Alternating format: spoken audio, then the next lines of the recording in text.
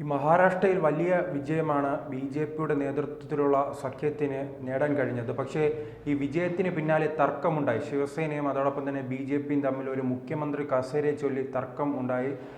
ഏക്നാഥ് ഷിൻഡെ മുഖ്യമന്ത്രി സ്ഥാനം ആഗ്രഹിച്ചിരുന്നു. പക്ഷേ ജനങ്ങൾ നൽകിയൊരു വലിയ വിജയമുണ്ടല്ലോ, 145 ആണ് അവിടുത്തെ ഭൂരിപക്ഷം നേടാനുള്ളത്. ഒരു പാർട്ടിക്ക് ഭരിക്കണമെങ്കിൽ 145 സീറ്റ് വേണം. പക്ഷേ ബി ജെ പിക്ക് തന്നെ 132 സീറ്റ് ജനങ്ങൾ നൽകി. അതിനാൽ തന്നെ അത് ബി ജെ പി അർഹിക്കുന്നതാണ് അവിടുത്തെ മുഖ്യമന്ത്രി സ്ഥാനം. പക്ഷേ ഈ തർക്കങ്ങൾ തുടരുകയാണ്. ഈ അവസാന ഘട്ടത്തിൽ ആരായിരിക്കും മുഖ്യമന്ത്രിയായി വരുന്നത്? അല്ല, അതിന് തീരുമാനമായിട്ടുണ്ടെന്നാണ് എനിക്ക് തോന്നുന്നത്.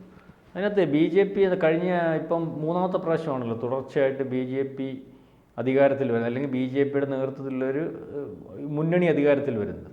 അപ്പം കഴിഞ്ഞ പ്രാവശ്യം രണ്ടാമത്തെ തെരഞ്ഞെടുപ്പിൽ ഒരുപക്ഷെ ബി ജെ പി കേവല ഭൂരിപക്ഷത്തിനകത്ത് വരാത്തത് കൊണ്ടും, അല്ലെങ്കിൽ ബി ജെ പിക്കകത്ത് സഖ്യകക്ഷികൾ തമ്മിലുള്ള പ്രശ്നങ്ങൾ കൊണ്ടും ഏറ്റവും വലിയ ഒറ്റക്കക്ഷിയായിട്ടുള്ള ബി ജെ പിക്ക് മാറി നിന്നുകൊണ്ട് 3 കക്ഷികൾ ഒന്നിച്ച് മഹായുതി സഖ്യം, മഹാവികാസ് സഖ്യം, കോൺഗ്രസിൻ്റെ നേതൃത്വത്തിൽ അങ്ങനത്തെ ഒരു ഭരണമായിരുന്നു. പക്ഷേ അത് ഭരണം ഏതാണ്ട് 1.5 കൊല്ലം കഴിഞ്ഞതിന് ശേഷം ആ ഭരണം അട്ടിമറിക്കുകയും, അല്ലെങ്കിൽ ആ ഭരണത്തിനകത്ത് നിന്ന് ശിവസേന ഏതാണ്ട് 3/4 ആൾക്കാരെ കൊണ്ട് വീണ്ടും കോൺഗ്രസ് ബി ജെ പിയുമായിട്ട് ഭരിക്കുന്ന ഒരവസ്ഥയുണ്ട്. ഈ 3 സമയത്തും നമ്മൾ അവിടെ പരിശോധിക്കുമ്പോൾ ഏറ്റവും വലിയ പാർട്ടി ബി ജെ പി തന്നെയാണ്. അപ്പോൾ ബി ജെ പിക്ക് ഒറ്റയ്ക്ക് കേവല ഭൂരിപക്ഷത്തിലേക്ക് എത്താൻ സാധിച്ചിട്ടില്ല എന്നുള്ളതാണ് ഈ 3 പ്രാവശ്യം പരിശോധിക്കുമ്പോഴും മനസ്സിലാവുന്നത്. ഈ പ്രാവശ്യവും ബി ജെ പിക്ക് ഒറ്റയ്ക്ക് ഭൂരിപക്ഷത്തിൽ എത്താൻ സാധിച്ചിട്ടില്ല. ആദ്യത്തെ പ്രാവശ്യം അധികാരത്തിൽ വരുന്നതിന് ഏറ്റവും കൂടുതൽ അന്ന് പുറകിൽ നിന്ന് സഹായിച്ചത് RSS തന്നെയാണ്. അതിനുശേഷം ഫഡ്നാവിസിൻ്റെ ഭാഗത്തു നിന്നും ഉണ്ടായ നീക്കങ്ങൾക്കകത്ത് RSSന് ചില അതൃപ്തികളും അല്ലെങ്കിൽ ഒക്കെ ഉണ്ടായിട്ടുണ്ടെന്നാണ് നമ്മൾ കേൾക്കുവാൻ സാധിക്കുന്നത്. അതുകൊണ്ട് ഒരുപക്ഷെ RSS ആഗ്രഹിക്കുന്ന അല്ലെങ്കിൽ ഒരു സഖ്യം, ഇപ്പോൾ ഉദ്ധവ് താക്കറെയുടെ നേതൃത്വത്തിലുള്ള പഴയ ശിവസേന ഉണ്ടായിരുന്നല്ലോ, അന്ന് ശിവസേന ഒന്നിച്ചായിരുന്നു. അപ്പോൾ പിന്നാൻ ഷിൻഡെ വിഭാഗമൊക്കെ ആയിട്ട് അതിനകത്തെ പ്രശ്നങ്ങൾ കൊണ്ടും, അല്ലെങ്കിൽ ഈ ഫഡ്നാവിസ് ഇടപെട്ടുമൊക്കെയാണ് അത് രണ്ടാക്കുന്നതെന്നാണ് നമുക്കറിയാൻ സാധിക്കുന്നത്. അപ്പം ആ ഒരു സഖ്യത്തിനകത്തുണ്ടായ വിള്ളൽ ഒരുപക്ഷെ RSSൻ്റെ ദേശീയതയുമായിട്ട് ബന്ധപ്പെട്ട് ഏറ്റവും കൂടുതൽ RSS അതിന് അനുഭവം പ്രകടിപ്പിച്ചിട്ടുള്ളതും, ആദ്യഘട്ടങ്ങളിലൊക്കെ ബി ജെ പി എന്ന് പറയുന്നത് ഒന്നുമല്ലാത്ത സമയത്ത് പോലും ബി ജെ പിയുടെ ഭാഗമായിട്ടും RSSൻ്റെ ഭാഗമായിട്ടും സജീവമായിട്ട് നിന്നു കൊടുത്തത് ഉദ്ധവ് താക്കറയുടെ പിതാവൊക്കെയാണ്, അല്ലെങ്കിൽ അന്നത്തെ ബാൽ താക്കറെയാണ്, അന്നത്തെ ശിവസേന സഖ്യമാണ്. അപ്പോൾ അതിനകത്ത് അവരുമായിട്ടുള്ള ഉള്ളൊരു ബുദ്ധിമുട്ട് RSSൻ്റെ ഒരു ബുദ്ധിമുട്ടായിട്ട് വന്നിട്ടുണ്ടായിരുന്നു. അതുകൊണ്ട് തന്നെ എനിക്ക് തോന്നുന്നു ഫഡ്നാവിസും RSSും തമ്മിൽ ഒരു മാനസിക അടുപ്പക്കുറവുണ്ടാവുകയും വീണ്ടും ഈ ലോക്സഭാ തെരഞ്ഞെടുപ്പിന് ശേഷം ഭരണമുണ്ടെങ്കിൽ തന്നെയും ആ ഭരണത്തിനകത്ത് RSS വേണ്ട രീതിയിലൊന്നും ഇടപെട്ടിരുന്നില്ല. അല്ലെങ്കിൽ ലോക്സഭാ തെരഞ്ഞെടുപ്പിലൊക്കെ RSSൻ്റെ സഹകരണമൊക്കെ അതുകൊണ്ട് തന്നെ ഫഡ്നാവിസിൻ്റെ നേതൃത്വത്തിൽ ലോക്സഭാ തെരഞ്ഞെടുപ്പിനെയും, അല്ലെങ്കിൽ ആ ഭരണത്തിൻ്റെ നേതൃത്വത്തിലായിരുന്ന ലോക്സഭാ തെരഞ്ഞെടുപ്പിനെയൊക്കെ നേരിട്ടുകൊണ്ടിരുന്നു. അതിനകത്തൊക്കെ വേണ്ട പിന്തുണ RSSൻ്റെ ഭാഗത്തുനിന്ന് ഉണ്ടായിരുന്നില്ല എന്ന് തന്നെ പറയും. അതുകൊണ്ട് തന്നെ ആയിരിക്കും അവിടെ ലോക്സഭാ തെരഞ്ഞെടുപ്പിൽ ബി ജെ പിക്ക് ഏറ്റ കനത്ത പ്രഹരമായിരുന്നു. അവിടുത്തെ താഴെത്തട്ടിലുള്ള വിഷയങ്ങൾ കൈകാര്യം ചെയ്യുന്നതിനകത്ത് RSS ഇടപെട്ടിട്ടില്ല. കാരണം അവിടെ ഉണ്ടായ ഈ ജാതി ധ്രുവീകരണം പല സമുദായങ്ങളുടെയും അറിയാമല്ലോ, ഈ ജാട്ടുകളുടെയും അല്ലെങ്കിൽ മറ്റുകളുടെയും മറാത്ത വിവാദം ഒക്കെ ഉണ്ട്, സംവരണ പ്രശ്നമൊക്കെ ഉണ്ട്. അതിനകത്തൊന്നും RSS കൃത്യമായിട്ട് ഇടപെട്ടിരുന്നില്ല. അല്ലെങ്കിൽ അവിടുത്തെ ഏറ്റവും കൂടുതൽ ദളിതർ ഉള്ള ഒരു, നമ്മൾ പറയുന്നത് പോലെയല്ല, നല്ല ശതമാനത്തോളം ദളിതരുള്ളവർ, അവരുടെ വിഷയത്തിനകത്തൊന്നും കൃത്യമായിട്ട് ഇടപെടുന്നതിനായിരുന്നില്ല. അപ്പോൾ അതിൻ്റെതായ ഒരു കുഴപ്പം ലോക്സഭാ തെരഞ്ഞെടുപ്പിൽ വരികയും ആ കുഴപ്പം ബി ജെ പിക്ക് അവിടെ ഉണ്ടായിരുന്ന ശക്തി, അല്ലെങ്കിൽ 1-ാം നമ്പർ പാർട്ടിയായിട്ടുള്ള ബി ജെ പിയുടെ വോട്ട് വിഹിതത്തിൽ പോലും അത് ബാധിച്ചു എന്ന് തോന്നിയതുകൊണ്ടാവും ഒരുപക്ഷെ ഫഡ്നാവിസ് RSSുമായിട്ട് സമരസപ്പെടുകയും, അല്ലെങ്കിൽ ഫഡ്നാവിസിന് RSSൻ്റെ ഉപദേശത്തിനനുസരിച്ച് പോയാൽ മതി എന്നുള്ള രീതിയിലേക്ക് അവിടുത്തെ രാഷ്ട്രീയം ഉരുത്തിരിക്കുകയൊക്കെ ചെയ്തു. ആ രാഷ്ട്രീയം ഉരുത്തിരിച്ചപ്പോൾ തന്നെ ഫഡ്നാവിസിന് വേണ്ട ഉപദേശം RSSൻ്റെ ഭാഗത്തുനിന്ന് ഉണ്ടായിട്ടുണ്ട്. ആ ഉപദേശം ഉണ്ടാകുകയും RSS പറഞ്ഞ രീതിയിൽ തന്നെ അവിടുത്തെ രാഷ്ട്രീയം കൊണ്ടുപോകുന്നതിന് വേണ്ടി ഫഡ്നാവിസ് ശ്രമിക്കുകയും, അതായത് ഒറ്റയ്ക്ക് ദേശീയത ഉയർത്തി താഴെത്തട്ടിലുള്ള ആൾക്കാരുമായിട്ട് സംബന്ധിച്ച് പ്രവർത്തിച്ച് മുന്നോട്ട് പോകുന്നതിന് പറയുകയും, അതിൻ്റെ വേണ്ട പിന്തുണയെല്ലാം RSS കൊടുക്കുകയും, RSSന് ആ മുന്നോട്ടുള്ള പോക്കിൻ്റെ നേതൃത്വം RSSൻ്റെ നേതൃത്വത്തിൽ ഫഡ്നാവിസ് മുന്നോട്ട് പോവുകയൊക്കെ ചെയ്തുകൊണ്ടാണ് ഇപ്പോൾ ഈ ക്ലീൻ സ്വീപ്പിൽ ഉള്ള ഒരു ഇത് വന്നത്. ഇതിനകത്ത് നമ്മളീ പറയുന്ന പോലെ ഷിൻഡെ വിഭാഗത്തിനകത്ത് അദ്ദേഹത്തിന് വീണ്ടും മുഖ്യമന്ത്രിയായിട്ട് ഇരുന്നുകൂടായികയൊന്നും അല്ലെങ്കിൽ ഞാനങ്ങ് മാറിക്കൊടുക്കാമെന്നുള്ള ത്യാഗമനസ്കൃതിയൊന്നും ഒരു രാഷ്ട്രീയക്കാരനെ സംബന്ധിച്ചിടത്തോളം ഉണ്ടാവുമെന്ന് എനിക്ക് തോന്നുന്നില്ല. പക്ഷേ ഇപ്പോൾ അവിടെ പറ്റിയേക്കുന്ന ഒരു കുഴപ്പമെന്ന് പറഞ്ഞാൽ ഷിൻഡെയ്ക്ക് ഈ പറയുന്നത് പോലെ 57 സീറ്റ് കിട്ടിയിട്ടുണ്ട്. കേവല ഭൂരിപക്ഷത്തിലല്ല BJP ഇപ്പോഴും നിൽക്കുന്നത്. അതുപോലെ അജിത് പവാറിനും 40-ൽ പുറത്ത് സീറ്റുകളുണ്ട്.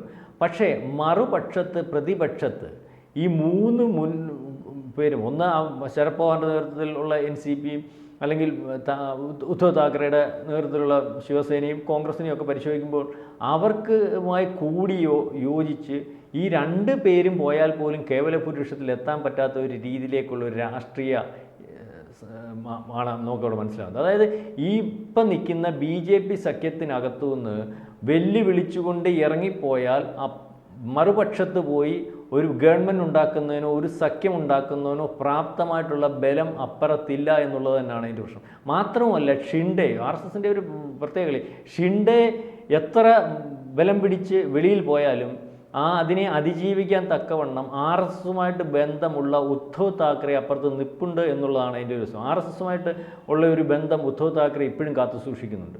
അത് ഈ പറയുമ്പോൾ കോൺഗ്രസിൻ്റെ ഭാഗമായിട്ടുള്ള മുന്നണിയിൽ നിൽക്കുമ്പോൾ പോലും RSSൻ്റെ അഭിപ്രായങ്ങളോട് യോജിച്ചു പോവുകയും അല്ലെങ്കിൽ RSS പറയുന്ന പല അഭിപ്രായങ്ങളും ശരിയാണെന്ന് പറയുകയും ഒക്കെ അന്നും ഉദ്ധവ് താക്കറെ ചെയ്തിട്ടുണ്ട്. ഇപ്പോൾ ഇതിനകത്ത് നമ്മൾ ഈ പരിശോധിക്കുമ്പോൾ ദേശീയ രാഷ്ട്രീയത്തിൽ ഈ പറയുന്ന ഉദ്ധവ് താക്കറെക്ക് ഇപ്പോഴും 9 MP-മാരുണ്ട്, 2 രാജ്യസഭാ MP-മാരുണ്ട്.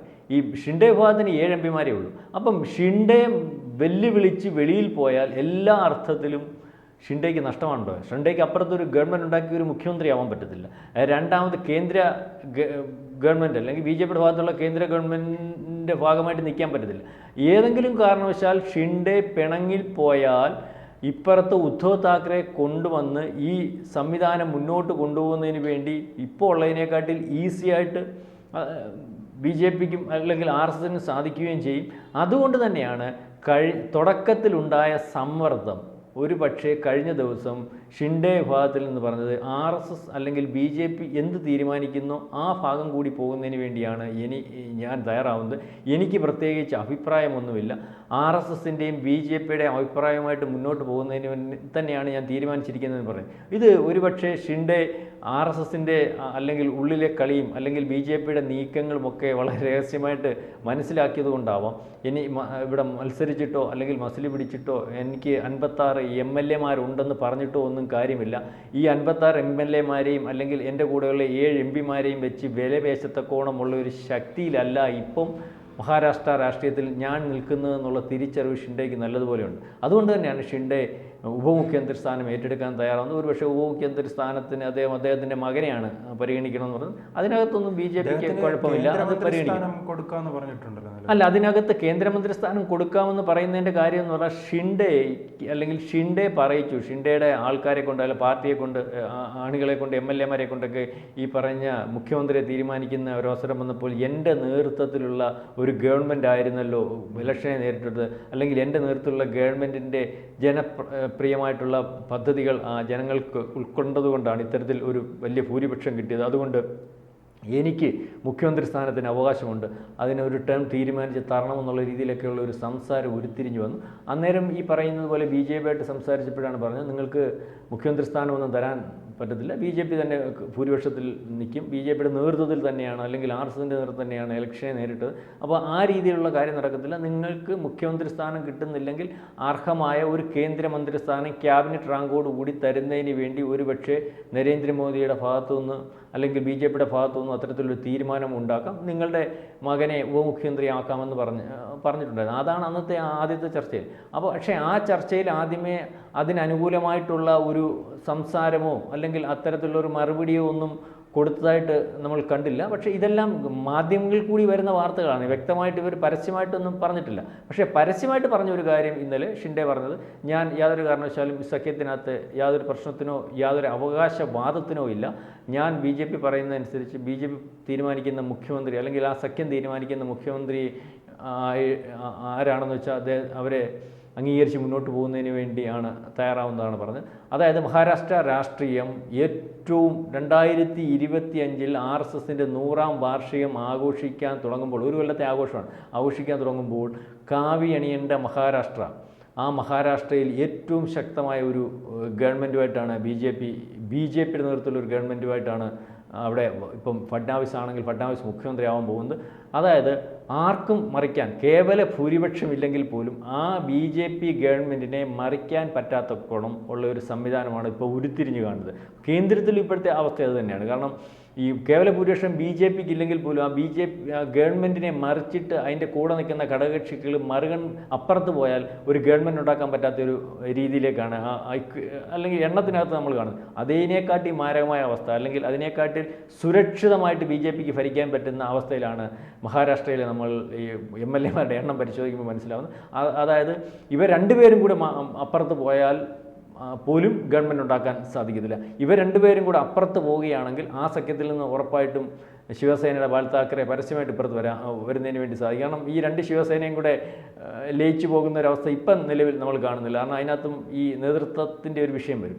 ഇപ്പോൾ ഷിൻഡെ അപ്പുറത്ത് പോയാൽ ഷിൻഡെ ആവണോ നേതാവ്, ബാൽ താക്കറെ ആവണോ എന്നുള്ളൊരു വിഷയം, ഉദ്ധവ് താക്കറെ ആവണോ എന്നുള്ളൊരു വിഷയം വരും. അപ്പോൾ അതിനുള്ള സാധ്യതയില്ല. അപ്പം ഷിൻഡെ അപ്പുറത്തോട്ട് പോയാൽ ഉടനെ തന്നെ വളരെ പെട്ടെന്ന് തന്നെ ഈ തിരിച്ച് BJP സഖ്യത്തിലേക്ക് വരാൻ സാധിക്കും. അപ്പോൾ കേവല ഭൂരിപക്ഷമായി സുരക്ഷിതമായിട്ട് ഭരിക്കാം. കാരണം ഇതര ഒരു ആർഗ്യുമെൻറ്റിൻ്റെ കാര്യമില്ല. അപ്പോൾ ആ രീതിയിലുള്ള നീക്കങ്ങൾക്കൊന്നും സാധ്യത ഇപ്പോൾ കാണുന്നില്ല. മാത്രവുമല്ല, ഉദ്ധവ് താക്കറെയുടെ ഇന്നലെ കൂടിയ മീറ്റിങ്ങിനകത്ത് ഈ 20 MLA-മാർ മീറ്റിങ്ങിനകത്ത് പറഞ്ഞതെന്ന് പറഞ്ഞു കഴിഞ്ഞാൽ നമ്മുടെ അടിസ്ഥാന വോട്ടുകൾ നമ്മളെ കൈവിട്ടു പോയി. നമ്മുടെ അടിസ്ഥാന വോട്ടുകൾ നമ്മളെ കൈവിട്ട് പോകുന്നതിന് കാരണമായിട്ട് ഞങ്ങൾക്ക് മനസ്സിലാവുന്നത് നമ്മളുടെ രാഷ്ട്രീയവും ഇന്ത്യ മുന്നണിയുടെ രാഷ്ട്രീയവും നമ്മുടെ ദേശീയവും ഒക്കെ അതൊന്നും ആ രാഷ്ട്രീയമായിട്ട് പൊരുത്തപ്പെട്ടു പോകത്തില്ല. നമ്മളുടെ അണികൾക്ക് അംഗീകരിക്കാൻ പറ്റുന്ന ഒരു രാഷ്ട്രീയമല്ല ഇന്ത്യ മുന്നണിയുടെ രാഷ്ട്രീയം. അതുകൊണ്ട് നമ്മൾക്ക് ഈ സഖ്യവുമായിട്ട് മുന്നോട്ട് പോയാൽ നമ്മുടെ പാർട്ടി ഇനിയും ഈ ഭൂമുഖത്ത് തന്നെ ഉണ്ടാകത്തില്ല എന്നുള്ള ഒരു രീതിയിലേക്ക് ചർച്ചയും കാര്യങ്ങളും ഒക്കെ വന്നിട്ടുണ്ട്. അപ്പോൾ ഉദ്ധവ് താക്കറെ ആ ചർച്ചയ്ക്ക് ശേഷം വളരെ കൃത്യമായിട്ടൊരു തീരുമാനമെടുക്കേണ്ട ഒരു അവസ്ഥയിലേക്കാണ്. കാരണം ആ പാർട്ടി ഉണ്ടാവണമെന്ന് ആഗ്രഹിക്കുന്നുണ്ടെങ്കിൽ അത്തരത്തിൽ തീരുമാനമെടുത്തേ മുന്നോട്ട് പോകാനൊക്കത്തുള്ളൂ. ഈ സഖ്യവുമായിട്ട് മുന്നോട്ട് പോകുന്നതിന് വേണ്ടി ഉദ്ധവ് താക്കറേക്കും ഒരുപക്ഷെ ശരത് പവാറിനും ഒക്കെ ബുദ്ധിമുട്ടുണ്ട്. ശരത് പവാർ ഇപ്പോൾ ഒരു വിലപേശൽ തന്ത്രത്തിന് പോലും ആളില്ലാത്തൊരവസ്ഥയിലാണ്. നേരത്തെ തന്നെ ഈ സഖ്യത്തിലേക്ക് വരുന്നതിന് വേണ്ടി ശരത് പവാർ തയ്യാറായതാണ്. അപ്പം ഇലക്ഷന് ശേഷം കൂടുതൽ കരുത്തോടുകൂടി വിലപേശി വരാമെന്നാണ് വിചാരിച്ചത്. പക്ഷേ ഇലക്ഷന് ശേഷം സംഭവിച്ചത് വളരെ നിരാശ കൊടുക്കുന്ന ഒരവസ്ഥയാണ്. 10 MLA-മാർ മാത്രമേ ഉള്ളൂ. അപ്പം ശരത് പവാറിനും ഇപ്പം ഒരു ബാർഗെയിനിങ് അല്ലെങ്കിൽ കപ്പാസിറ്റി പോലും ഇല്ലാത്തൊരവസ്ഥയാണ്. ഉദ്ധവിനും അങ്ങനെ തന്നെയാണ്. RSS കളിച്ച കളിയിൽ ഉരുക്കുകോട്ട പോലെയുള്ളൊരു ഗവൺമെൻറ്റാണ് മഹാരാഷ്ട്രയിൽ അധികാരത്തിൽ വരാൻ പോകുന്നത്. കൂടുതൽ വാർത്തകളും വിശേഷങ്ങളും നിങ്ങളിലേക്ക് എത്താൻ ABC മലയാളം സബ്സ്ക്രൈബ് ചെയ്യുക, ബെൽ ബട്ടണും അമർത്തുക.